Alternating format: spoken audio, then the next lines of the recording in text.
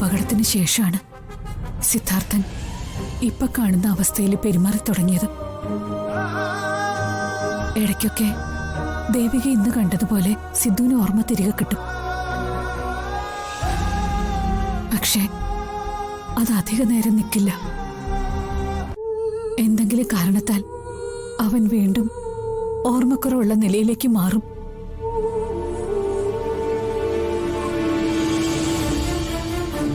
സിദ്ധാർത്ഥന് ഓർമ്മകൾ പൂർണ്ണമായും തിരികെ കിട്ടും. അതിനുവേണ്ടിയാണല്ലോ നമ്മളെല്ലാം പ്രയത്നിക്കുന്നത്.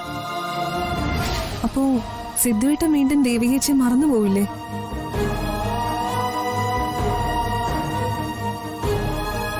സിദ്ധു ചിലപ്പോ ദേവികയെ മറന്നുവെന്ന് വരാം എന്ന് കരുതി ഞങ്ങൾക്ക് ഉത്തരവാദിത്വം ഇല്ലാതിരിക്കോ?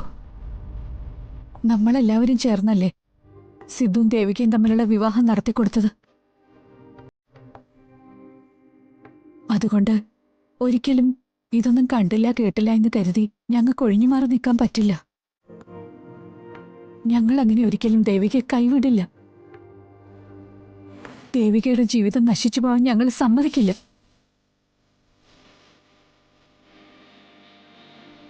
അവൻ അഥവാ ദേവികയെ മറന്നുപോയാൽ നടന്നതെല്ലാം ഞങ്ങൾ അവനെ ഓർമ്മിപ്പിക്കും. സിദ്ധു ദേവികയെ കല്യാണം കഴിച്ചതിന് തെളിവുകളൊക്കെ ഉണ്ടല്ലോ നമ്മുടെ കയ്യില്.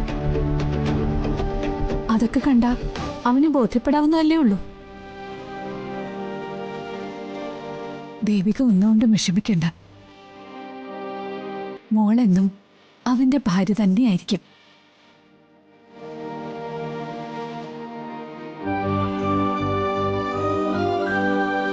എനിക്കെല്ലാം മനസ്സിലാവുന്നുണ്ട് മാഡം. Madam madam പ്രയാസപ്പെടണ്ട. എന്നെക്കുറിച്ച് ആലോചിച്ച് ആകുലപ്പെടണ്ട.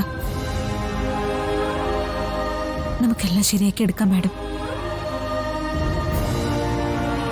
ആ എന്നാ ഞാനങ്ങോട്ട് ചെല്ലട്ടെ മാഡം.